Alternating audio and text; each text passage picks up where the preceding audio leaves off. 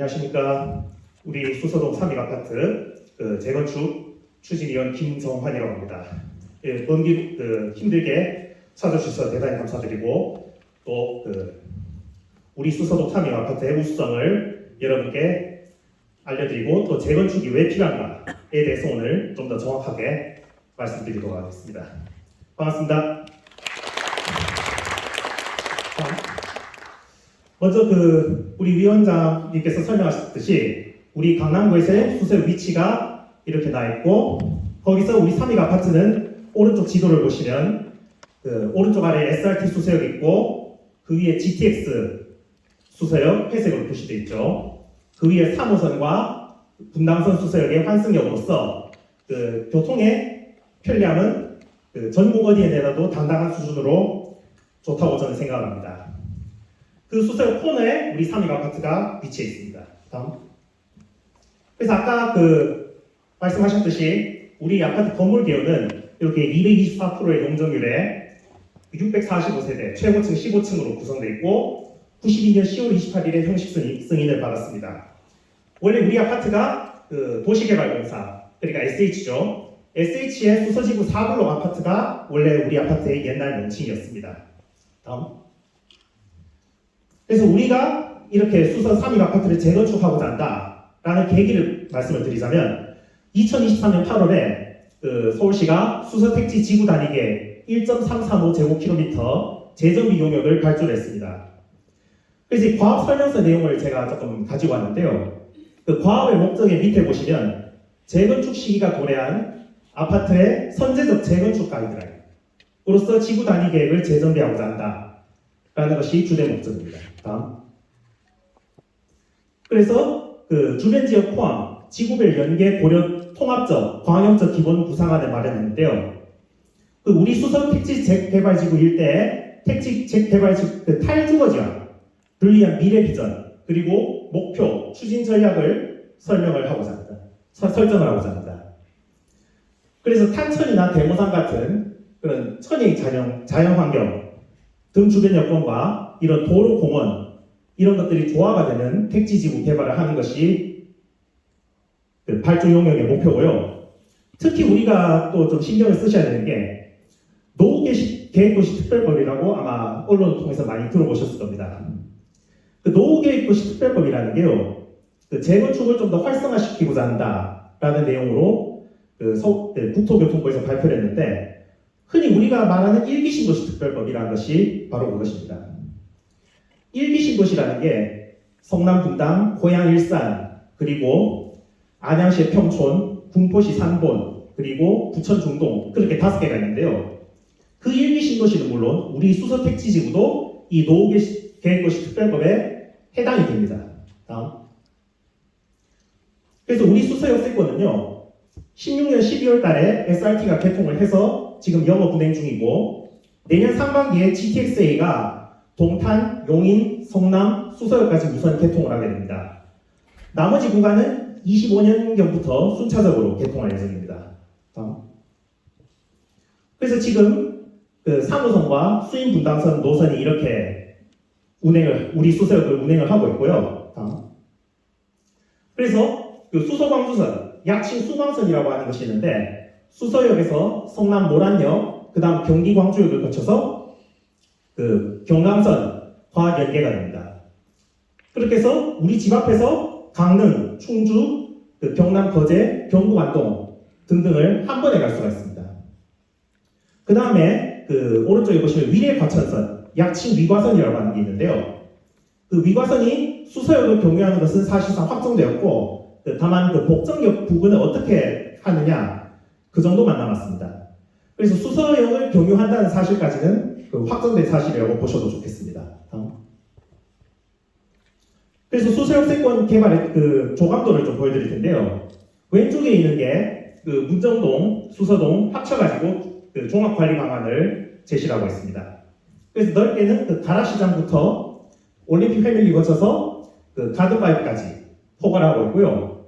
가운데 있는 사진이 최초에 나온 수서역세권 개발의 조감도. 그 다음 왼쪽 아래에 있는 게 여러분들이 아마 학수고대 하시는 신세계백화점입니다.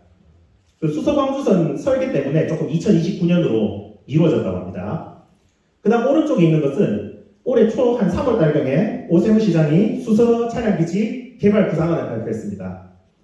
대체적으로 어떤 내용이냐면 그 수서 차량기지 철기를 위에를 덮어가지고 그 위에를 건물을 짓는 그런 방안을 제안했습니다. 다음.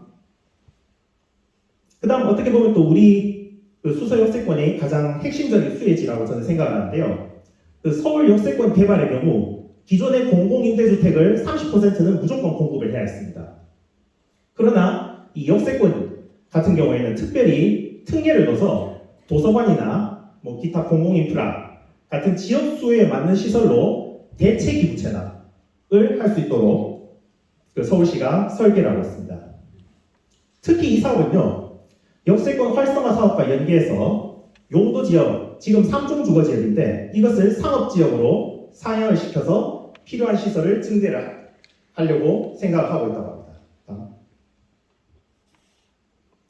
그리고 서울시 로봇 산업 육성 종합 계획인데요. 그 우리 수서동 지역에 로봇 클러스터를 조성해서 그 로봇테크 센터를 만들어서 로봇 스타트업 사업화의 전진 기지로 삼고자 하고 있습니다. 그래서 성장 단계별 맞춤형 지원을 추진하고 있고요. 그 다음 신동아협회 환승 주차장 다 아실 겁니다. 한때 그 태양광 설치하고자 했던 바로 그 환승 주차장인데요.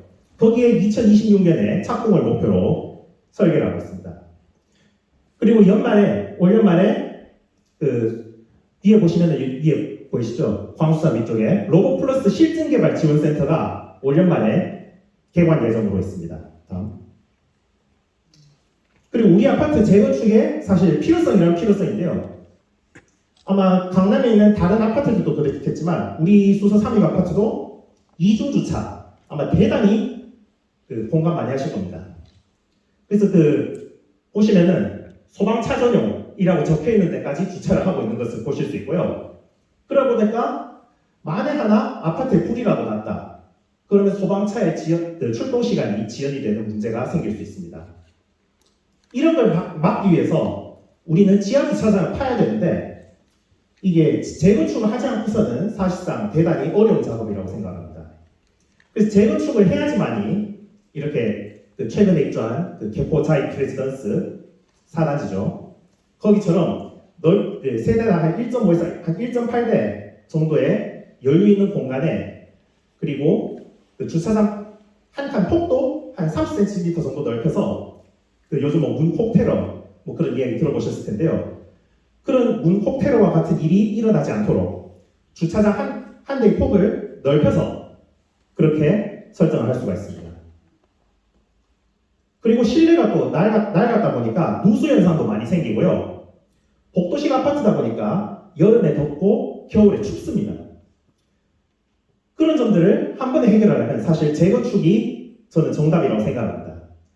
그래서 오른쪽 사진을 보시면 제가 그 인터넷에 어떤 누수 탐지업체 그 블로그 사진을 가지고 왔는데요. 그 밑에 그 조그맣게 제가 그 수서 3위 아파트의 현장이라고 해가지고 제가 그 사진을 가지고 왔습니다.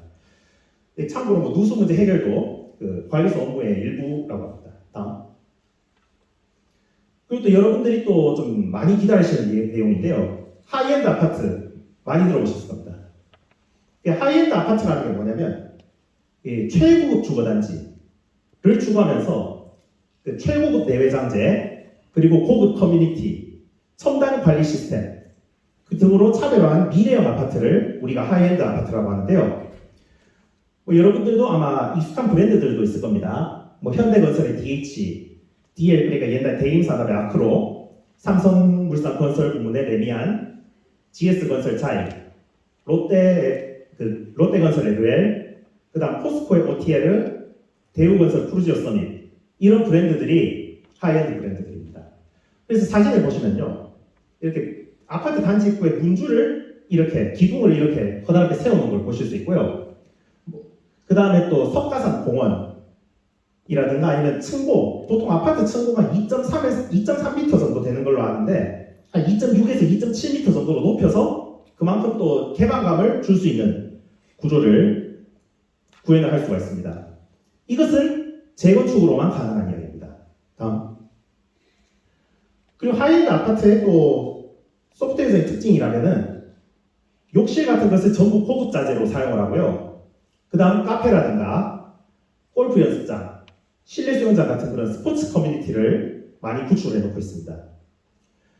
그리고 그 전화기 하나로 우리 집안에 있는 가전제품을 쉽게 조작할 수 있는 스마트홈 시스템, 그리고 아까도 말씀드렸던 그 주차장 한 대의 폭이 더 넓은 그리고 여유로운 광폭 주차장, 그리고 우리 수서동 같은 경우에는 SRT 타고 아침에 출근하시는 분들이 또 많이 거주하시는데 그런 분들을 위해서 그 구내 식당에서 아침 식사를 제공하는 이런 조식 서비스까지 이런 격조 높은 서비스를 하이엔드 아파트에서 제공을 하고 있습니다. 우리 수서동이면 저는 100% 가능하다고 생각합니다. 다음. 그래서 이 수서동의 하이엔드 아파트가 가능하다라는 것은요, 이미 2015년에 인증이 됐습니다. 그 하이엔드 아파트의 효시가 그 현대건설의 DH인데요. 2015년에 강남권 H 모양의 이런 H벨트를 구축한다고 공개적으로 선포하였습니다. 거기에 우리 수서동이 이 오른쪽 아래 보시면 표시가 되어 있죠. 처음 하이엔드 아파트라는 것을 발표했을 때부터 우리 수서동은 당당하게 포함되어 있었습니다. 그렇기 때문에 우리 수서동 3위 아파트가 이런 하이엔드 아파트로 재건축될 가능성은 저는 100%라고 봅니다. 물론 이건 2015년이어서 지금 한 8년 지나서 조금 더 유행이 바뀔 수도 있겠지만 나중에 더욱 개선된 한 4.5 내지 5세대 아파트 이런 것이 들어올 가능성도 저는 대단히 높다고 생각합니다. 다음. 그래서 그 택지 동상향 청원이라는 것을 여러분들이 접하셨을 텐데요. 왜 이걸 해야 되는가 설명을 드리겠습니다. 우리 3위 아파트는요. 224%의 용적률을 가지고 있습니다. 그리고 그 한계는 250%인데요. 그 내용은 서울시 도시계획 조례로 지정이 되어 있습니다. 이것을 일반 상업지역으로 용도를 바꾸면요. 현행 250%의 한계의 3배가 넘는 800%까지 확보가 되고 고용적률 확보로 재건축 사업성을 더욱 증대시킬 수 있습니다. 그래서 지구 단위 계획 변경, 아까 서울시가 8월달에 용역냈던 거 있죠. 그 지구 단위 계획 변경과 동시에 사업지구로의 동상향을 청원을 하는 것입니다. 그렇게 해서 사업성을 증대시켜서 재건축을 고용적률로 시행하는 것이 우리의 목표입니다. 다음. 여의도 한양 아파트 사례를 설명드리겠습니다.